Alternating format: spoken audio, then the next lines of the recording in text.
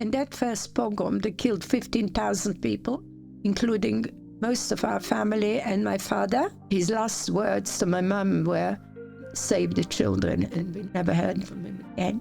Dig out a pit and they'll move in. And we moved into that pit for 9 long months. That you are keeping Jews, the whole village is going to go. Human life isn't cheap. We have only one life, and we have to live it to the full. In today's world, there are so many incredible and extraordinary stories of survival. Stories about fighting against the odds, overcoming the toughest situations, and never giving up. Stories that need to be told and heard. Stories that can change our perspective on life, offer us empowerment, teach us how to deal with difficulties, and give us inspiration to find inner strength. My name is Enthoven, and you're now listening to They Survived. In the dark shadows of World War II, a young girl, Malka, was 2 when the Nazi invaders forced her family into a Jewish ghetto in a small city in present-day Ukraine. It was the first step in a campaign of mass murder. Of the 25,000 Jews in the city in 1939, only 30 would survive. Malka's father was shot in the first violent riot. Before he died, he begged her mother to save the children. Forced into hiding, including months in a small pit, she lived in constant fear of discovery. Thanks to a fierce will of her mother, her story is one of the few. Today, we are honored to delve deeper into her story. So, welcome. Thank you. Thank you for joining us today in this podcast episode. So I think the best thing is to just start at the beginning of your life. Can you paint a picture of your life before the World War II started? Yeah, well, I was born 1939, which is the year when war broke out. 1941, we were invaded by the Nazis. And very soon after, we were ushered into a ghetto. All our family and all the people from the town where I come from, it's called Vladimir Volynsk, which is in western Ukraine. It was a very Jewish town in actual fact, not a huge town, but it was a very commercial, very business sort of orientated place. And the majority of it was conducted by Jewish people because they were the majority. The whole town consisted of 40,000 people, but the percentage of Jewish people was quite greater. It was 25,000 Jews. Then there were probably about 10,000 Poles because it's sort of a border town. So it was very Polish. In actual fact, after 1939, it was Poland. So there were 10,000 Poles and then about 5,000 Ukrainian, because the majority of the Ukrainian people lived in the country because they lived off the land, basically. My father he was a great sportsman. So he had the shop, bicycles, which was one of the main shops in the town. And then he was very interested in rowing. So he had the business with kayaks. Mm-hmm. And then later on, he himself built a factory for manufacturing matzahs. Matzahs is a Jewish sort of food, like a cracker, right? Like crackers, yes. I would say, for matzahs, which we use for the Passover. Yes. Yeah. Because the Passover, we're not supposed to be eating bread. We had to eat matzahs. So he had the factory for matzahs as well. She built. My dad actually came from the town itself, but my mother was born in a village called Litovich, which was about 10 miles outside our town, where my grandfather lived. And he was a farmer. He dealt mainly in wheat and in barley. And my mother was the oldest of 8 children. There were 8 children, 6 daughters, 6 girls and 2 boys. Mm-hmm. So when my mother married my father, obviously she left the village and she came to live in town.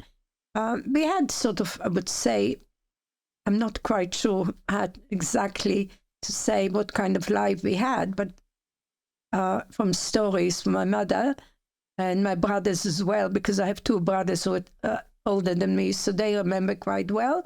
It was a very sort of middle-class home, I would say. Mm-hmm. Yeah. we lived in a house that belonged to my father, and I suppose it must have been quite a substantial house because our grandma, she had her own, my paternal grandmother, she had her own quarters, and then also there was a flat for my father's brother, and there an additional sort of flat for his other brother and his family. Yes. So I suppose it was sort of a nice life. Well, Oh, yeah. Well, yeah. And at what point the first signs of the Holocaust and everything happening in the world was coming in your town, and what made you have to leave?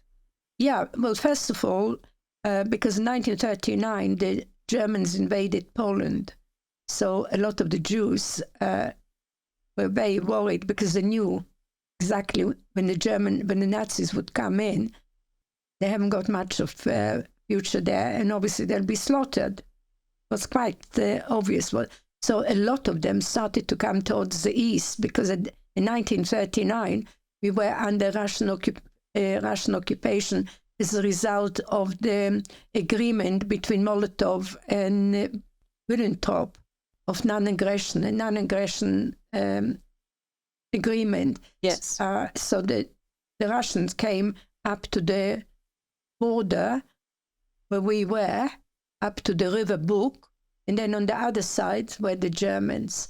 So a lot of Jewish people came into our town. The town was absolutely packed with new people that came, Jewish people that came in. They left everything behind them. So obviously life in 1939 became quite difficult.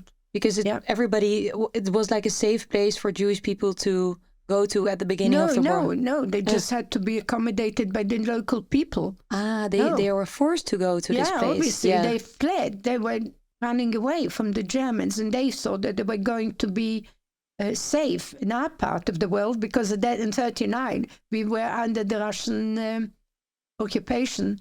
But in 1941, when Hitler started Barbarossa, when he started in the war on Russia, and he didn't honor the agreement, then obviously a lot of these people, they left further east and they went sort of into Siberia and so on, which was a very, very tough life for them, obviously, for those people. But on the other hand, at least they had a chance somehow to survive. And a lot of these Jews, in actual fact, did survive. Because they went to Russia. Because they were clever. Well, because they didn't have a home. They didn't have any other way out. So Yes. well, we'll go to, which was very clever. But we, the people that actually lived in our town, that was our home. So you were all forced to go to this ghetto? Yeah. And you lived there with all Jewish people? Yes. Yeah.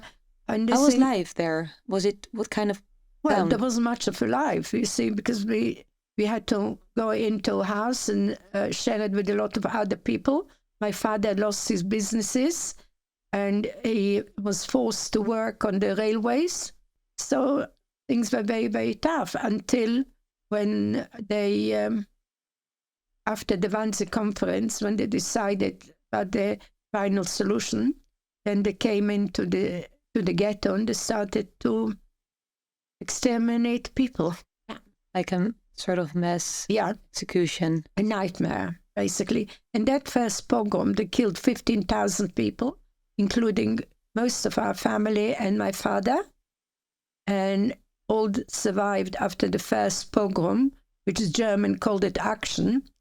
It was my mother, one of my brother's brothers, and my father's brothers, and my two brothers.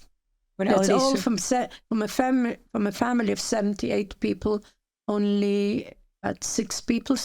But were like the Nazis coming on the streets and just started shooting at all the Jewish people? Yeah, and then apprehending them and take them to a place called Pietudin, which is about 5 miles out of our town. And what they did, in actual fact, they dug out huge, big trenches there. Originally, they said that these trenches were going to be to store some fuel tanks for the Waffen German airplanes. Yes. But obviously they weren't for that. They were just there Yeah. burying all the people alive, basically. So everybody was forced into this ghetto, and after a while, the Nazis are starting to like execute everybody. So how many days was this, and how was it? Should have been The afraid. action itself went on for 15 days. 15 days, Yeah. yes. And after the 15 days, there were about another 9 or 10,000 people that survived, and then we had to go into the second ghetto. Yes, but at the first ghetto, this 15 days, were you hiding, or what was happening? Because a lot of people had shelters where to go and hide and so on. But my father didn't believe in building a shelter, although my mother asked him to do it. Mind you, it wasn't, these shelters weren't much cop anyway. But my father had so much belief in the Germans because they were such intelligent, educated people. Nobody could foresee the carnage. My father said, well, it's just another period in our Jewish life, but it will settle down and we'll come back to our home and carry on as before. Yeah. But I don't know, was he naive or was he just hopeful? trying to pacify my mother? Yeah. Where have you stayed these days? And then how we survived, actually, my mother had an idea when the Germans came on shooting. The house that we lived in the ghetto, it stood on stilts, so there was a little bit of space between the earth and the floor. So we rushed in beneath the floor, and there we were lying for 15 days, yeah. And have you had then food? No, well, what my mother first took, when we first rushed in under the floorboards, she grabbed a bottle of water and a bottle of honey and some bread, but it soon vanished. Yes. And then so the third day, my father went up to search for some more bread, some food for us. And he came and he threw a bread and something else. And suddenly we heard some steps. Somebody was nearing. And my father shut the trap door that was shutting the floor. And his last words to my mum were, save the children. Never heard again. Maybe he had enough time to jump in, but then he thought to himself, well, he gave his life for us, so we would live, just in case, somebody saw him being lowered into below the floorboard, so he just gave his life for us, yeah. Such a hero. My dad is my hero, yeah. Yeah. Made a sacrifice. How was this for you and your brothers, knowing this? Yeah, well, we knew straight away that the outcome wasn't good, very bleak, and we didn't have any food, and we had my grandma. Within 1 second, my grandma lost a son. We children lost our father, and my mother was widowed. She was only in her mid-30s. So sad. Well, it's not just sad, it's just beyond belief. Yeah. You can't imagine that. While we were lying at night there, we needed some food, so my mother would call out at night because my mother she had some land in the city, so she knew the city very well. And where the ghetto was, she had some land there. So at night she would call out and she'll pick up some potatoes, a beet, or something for us to have something to eat. With a very high risk of. Oh yeah, yes. Oh yeah. But you either starve of food, or you lack of food, or you starve by a bullet. Yes. What's the choice? And how was the place? Was it a small place? You were lying there with. Well, of five course, of you, yeah. four of you? It was so tight, like sardines, basically. Yeah, we were lying there for 15 days. On the 15 days, things became a bit quiet, and then we came out. How was this moment coming out of this? It was dark. Look, at that time, in 42, and when it was the first program, I was 3 years old. So young. You see, obviously, I'm not quite sure how I felt, but obviously very frightened and very hungry, very cold. Yeah, and then we were ushered into the second ghetto. Yeah. So you went together by foot, by... Well, it was just across because there were two ghettos, what they called one ghetto for the living and one ghetto for the dead. The ghetto of the living were people that were useful to the Nazis. Basically, they could work for him. So my dad had a work permit, and he thought that with that work permit, he would be safe. But obviously, nobody was safe. They had the ghetto of the dead, the second ghetto, which they called the dead, people who didn't possess a work permit. My mother obviously didn't have a work permit because the work permit belonged to Dad. So you were going to the ghetto of the dead? Yes. Yes. And the second ghetto, about 9 months later, there was the second action. Second action, we were all... the people were ushered into the prison yard.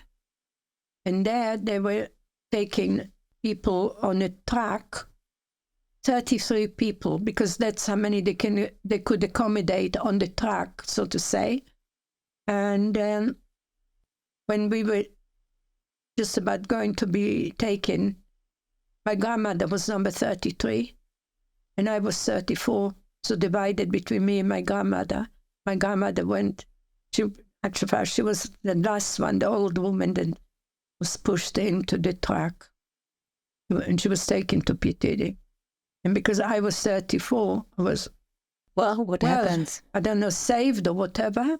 And then we were saved, in actual fact, by a German Wehrmacht officer that knew there was still one uncle, brother of my father, who worked in some kind of factory that belonged to the Wehrmacht.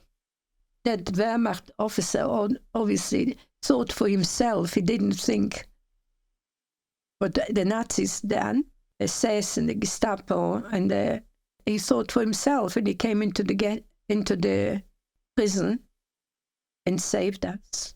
Right, he released you. Yeah, my two brothers and my mother, myself, saved us. So we went into the third ghetto, which were only a few hundred people left. What was your plan? The only plan on the third ghetto was to escape. Yes. But it was very difficult for Mother to escape with 3 small children. But then she had a plan. She thought about the plan. And she made contact with a guy in our town, and a non-Jew. And she told him that she would like to, if he could save her, and to find for us a safe house in the country. Yes. Because he knew my father in actual fact very well. And we knew that he would, if he could, he would help. He was a Ukrainian nationalist in actual fact. And he found us a house, a family, a farming family, a Christian family. And they took us to their village. And they wanted to keep us actually in the house, and my mother could help them and so on. But on the third day, when we were in the house, we were sitting, we have some on the floor, and we were sitting on the floor sort of in a circle and having something to eat. Suddenly there was a knock, the door, and the old man went to open the door, and there was a group of SS and Gestapo. So because we were sitting in the back room, so to speak, so he made a sign to his son to tell him to take us quickly out from the house, and we went into the barn. I had a long conversation with them, and what happened was, in actual fact, they came to establish a hub for Ukrainian people, youngsters working with the SS against the Russians and killing Jews, basically. Yeah. And they thought that their house was probably one of the main houses, or the biggest house in the... wasn't a huge house, but yeah. The biggest house in the village. They thought this is going to be a good place for them to establish a school for training young Ukrainian to work with the Waffen SS. Yeah. we went into the barn, and we were sitting and waiting to see what happened. And Mr. Yakimchuk, after a few hours, came and he said, "Sorry, we can't keep you asleep because this house is going to be occupied by the German." And not safe anymore. Didn't have a way out. But then Mrs. Yakimchuk, she was a very, very saintly woman, in actual fact. And she said, "Look, we can't have them go because at the moment they'll come out from here, they'll be shot." They said, "So what do you want me to do? Because we're endangering our family as well." She said, "Well, what you can do, dig out a pit and they'll move in." And we moved into that pit for 9 long months. Tell us about that. We lived in subterranean life, 9 months. Very cold, lack of food, lack of heating, lack of everything. Well, whatever human man needs, I mean, basic things we didn't have, we didn't possess. But we were very happy, not happy, but we were fortunate and grateful for what we had. At least we lived for another day, to live another day. And you stayed in the pit for 9 months. You never came out. 9 long months, no. How small was it? Well, it wasn't deep enough for my mother to stand up. I mean, I was small, so I could stand up there, but my mother couldn't stand up. Obviously, she was always on her knees or sitting down or whatever. I would say probably a couple of meters, on meter and a half or thereabout. And how could you sleep in such a small place? Was it standing or? We just managed, and we could. And we were grateful because we knew that is going to be the only way to stay alive. We didn't know what, because in our town there were 25,000 Jews, and out of the 25,000 Jews, only 30 people came out alive. 9 children out of 25,000 people. Yeah, we're And the three of us, my 2 brothers and myself, are part of the 3 people, yeah. How did you manage to have food and water? It was a big ask, obviously. It was very, very difficult. They used to bring us once a day. We would, sometimes they couldn't because the Germans were all over the place. Yeah. Yeah, they couldn't bring any food or water. So you just had to wait before. They had to make sure that the land was free, the Germans, yeah. And so they would bring us a little basin with mashed potatoes, a loaf of bread, and some water. That's what we lived for, yeah. And we were very grateful. And how was the relationship with your brothers and your mother in these 9 months? Yeah, we were lucky in actual fact. Well, obviously, if you live in such small proximity with other people and your children, obviously there's always argument, a bit of niggling, a bit of, But I must say, that where the credit actually goes to my mother. She was very, very strong woman. And I think, and the mother's courage, I think, sort of encapsulates her. Yes. Yeah. What was she saying to you? Well, she was telling us stories how we lived before the war. And some of the stories were very, very captivating because she was telling us about our holidays on the farm, where she used to live. We used to go visiting my grandfather on the farm. So she kept being positive. Yeah, she kept. Yeah. She kept us engaged. Mm-hmm. Yeah. Was it like you had to live there in silence? Had you be carefully talking or? Very, very, very. Because at one point, my mother became very, very ill, and we thought we were going to lose her. In actual fact, she couldn't. I mean, the basic thing, she couldn't cough up. So when she coughed up, all 3 of us had to sort of cover her to dampen the sound, so she couldn't even cough up. How was this for you?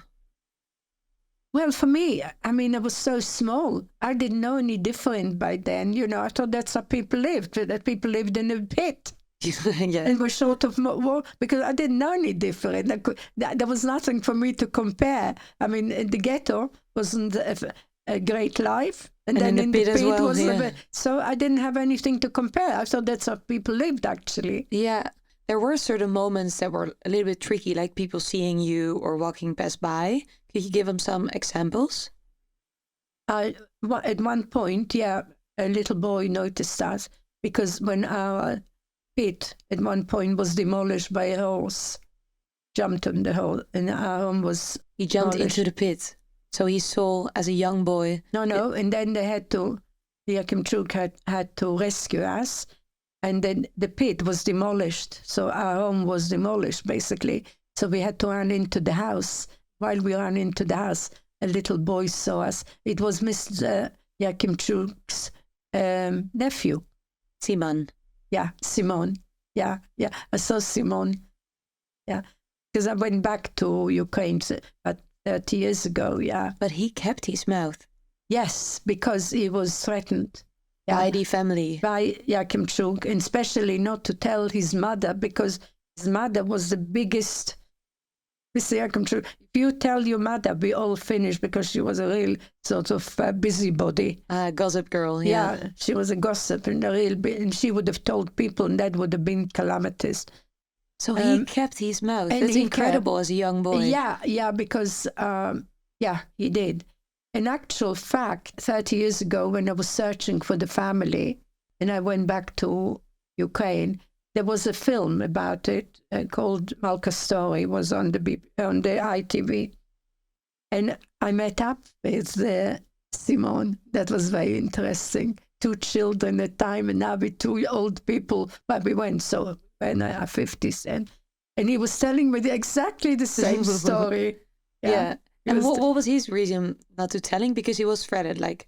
Yeah, because he was scared. Mm-hmm. He said, Mr. Yakimchuk, and he told him the truth.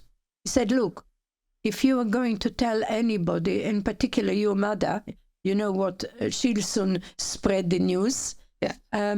So we'll all be dead. Yeah. They were very sort of a religious family, and the church had a lot of sway there.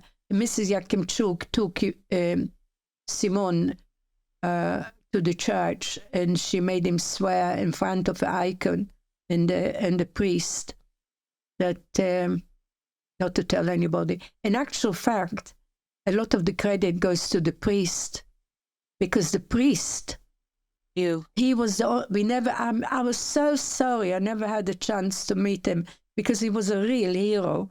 Because he could have said to the Yakimchuk, no, you can't keep these people, because the whole village is going to be torched. If the Germans would find that you are keeping Jews, the whole village is going to go. This is my parish. This was his parish. Yeah? But he kept faith. Yeah, he kept faith. He didn't tell anybody. And he never came to see us. Never came to see us. But I think there was some rationale behind it, because maybe if he would have come to see us wherever the pit was, maybe somebody would have followed them. Children do follow the priests and so on, or somebody would have done. And then it could have been very, very dangerous. So he never came, but he was my hero. Yes. Yeah. But also the family, because it was so dangerous for them to keeping you alive. Yeah, that's right. I mean, they put their heads on the block. Yeah. Especially, it's the old woman, because she thought for herself. She was courageous. She didn't go with the masses. She thought for herself. In the book, or you also was setting this story that it was so inhuman, and story that dogs sniffed and almost caught you, but they left. Yeah, that was in the first program. Yeah. I mean, animals, if you compare humans to animals, obviously the animals have far more compassion, because that was beyond, I mean, we couldn't believe it. They didn't sniff us out. And the months living in the pits, like, how were you and your brothers and your mother capable of all these months, and it was so cold, and not losing your mind? Like, I think just the thought that maybe one day we're going to be freed, because when we went in actually into our new lodgings to the pit, it was already the end of 1943. Yeah. At that time we knew that the Germans were basically beaten. That the Russians. What did you do? People. Yeah, people. Well, there wasn't a heck of a lot of news, obviously, because we didn't have any means of Communication. No communication, no radios, no telephone or anything like that. So, but bad news soon travels.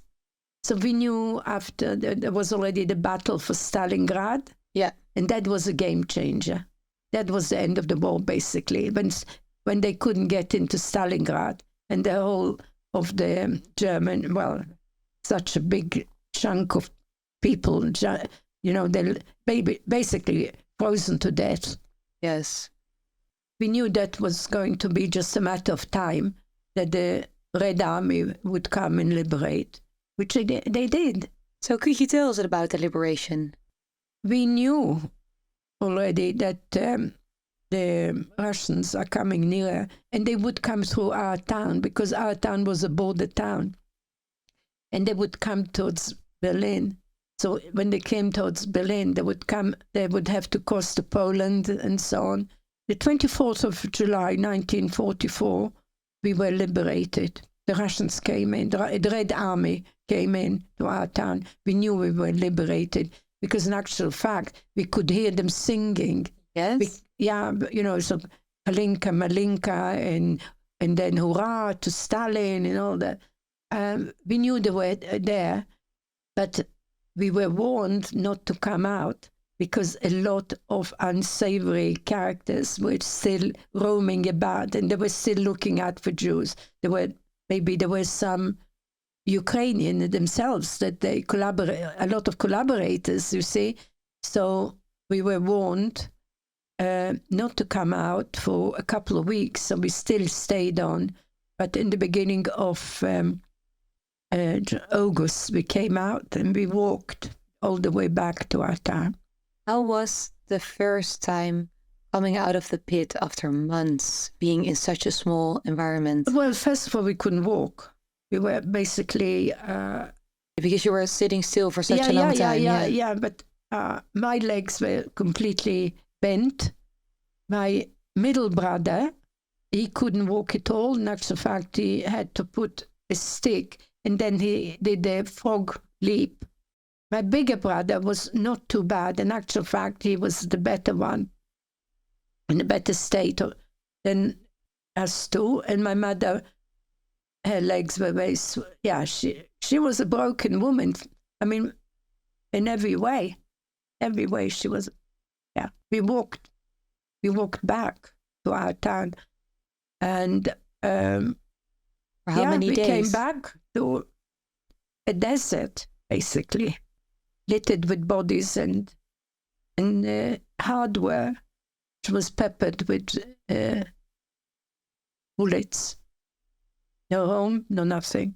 How was this for you and your family, like emotional level? Well, the funny thing is, my mother always told us stories and so on. She always said, whenever we have prayers, Jewish people, we always say, next year in Jerusalem, next year in Jerusalem.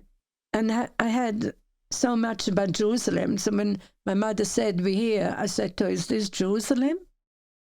Yeah, it's sort of a naive child, because I knew so much about Jerusalem.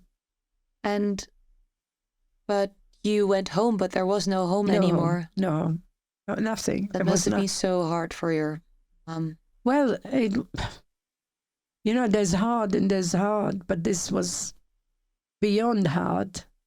Yeah, whatever we're going to say today, it is just beyond comprehension.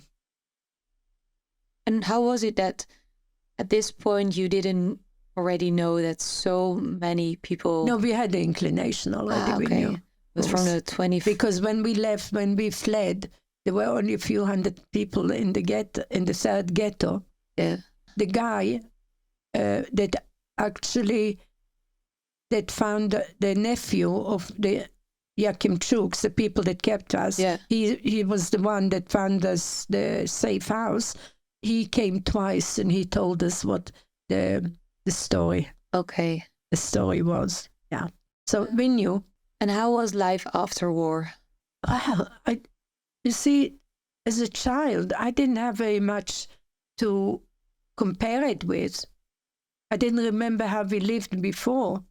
So for me personally, whatever came afterwards, when we came in how tough it was an improvement to living the subterranean life. Yeah. So in comparison, it didn't matter. I didn't have shoes, I didn't have this, but it was at least, it was July, it was warm, it was, it was whatever, it was an improvement, even if it was so bad. Yeah. But in comparison, it was so heaven. Yes. Yeah. And had you had conversation with each other in the family about what happened? Like, did you already have a realization moment that like... We knew, when we came back, we knew. Yeah. He told my mother that my grandfather he tried to escape, and he spent a night on a tree on his farm, and he was shot. And because he was so well known in the village, out of respect, they buried him on his land. A nice human thing. They did something. So for you, why is it so important to tell your story? Well, my story as a Holocaust survivor is the story of the 1,400 people that were just slaughtered in Israel. They are heroes. They are heroes, those people. And their names should be in Yad Vashem. You know what Yad Vashem is? No. Yad Vashem it's a Holocaust memorial in Jerusalem. And I think they should make a special place for them and all their names to be there. Yes. Because they were heroes, those people. They didn't come to make war. They came to a concert. They came to bring peace. It was a concert of peace. I do identify with them very much. I was in the same situation as they were. They didn't come out, the 1,400 didn't come out to tell the story. I came out to tell the story out of 25,000 people in our town. But my story is very much their story, and their story is my story. And at the same time, I do feel for humanity. I do feel for what is happening very much. And I would like to somehow to come to our senses. Human life isn't cheap. We have only one life, and we have to live it to the full, and we should be let to do it. And I feel very, very strongly about all these young little children, because I have been there as well after the war. You know, after the war, I was 3 years in a displaced people camp. Nearly a year in Austria, in Salzburg, and then 2 years in Italy. Life there was just like I lived in a camp. I was supposed to be already free to come out from a war. I was a war child. I had to queue up after the war and beg for some food to give me a bowl of soup that was sort of a bit of water and a potato in it. Was it like a refugee camp? It's a refugee, Yeah. yes. We were refugees, and we lived from UNRWA, you know, United Nations Relief Agency, just like these people are living there. So I feel for them as well, because I was there. Yeah. Also, like I not was having in a both home. camps. Yes. I'm in both camps. I feel for all these people that were murdered, Yes. because I could have been quite easily where they were. But I live to tell the story. But I live also for the children that live off UNRWA, United Nations Relief Agency. I think that's what it was. Now, war agency, yeah. Your story is like different to maybe the stories we already know, like in the Netherlands, how everything happened. Yeah. I think this is also a story people really don't know about what happened. Yeah. Well, in actual fact, the book that I've written, A Mother's Courage, I didn't try to make it horrific, because I would like children to read it. It's a universal story about a mother who's trying. In actual fact, there are two mothers there. There's not just my mother in the book. There's also another mother, Mrs. Yakimchuk. She's just as much a mother as my mother, and both of them, when their zeal was to save the children. And that takes a lot of courage. So that's a lot of courage, from both. And from a Christian mother and a Jewish mother. So what I was trying to do is to try and make it a universal sort of story, not to make it a unique sort of per se a Holocaust story. It's a story that is being played out right now, right in front of our eyes, or in front of our television. This is a story that is being played out now. So what message would you like to give or hope the readers and the listeners of the podcast? Give peace a chance. No more war, just give peace a chance. Education and a chance from both sides. How people live. Nobody should be killed only because they go to a concert. Nobody should die because somebody else decided they have a different idea. They are there to kill. Yeah. Do give peace a chance. Thank you so much for sharing your story and reminding everybody of this so important message. Thank you all for listening to They Survived. Let us know what you think of this episode. If you're inspired by this unique and extraordinary survival story, please follow or subscribe to our podcast and check out our social media for more stories like these. Until next time, take care and don't miss the next episode. By the time I was 18 years old, I was 6'2" and I weighed over 200 pounds, and I was out of control because I was on drugs. And that's when I grabbed his arms with both hands and the gun went off. If I make up a lie and I blame a dead person, the police will be tricked into letting me out and I can run. You're going to be charged with Mrs. Craig's murder because we know you did it. And I was like, no. So I talked myself onto death row, stupidly run when they try to shoot me, and now I'm an escaped FBI 10 most wanted list person for having escaped from death row for the rape and murder of a woman I never even met.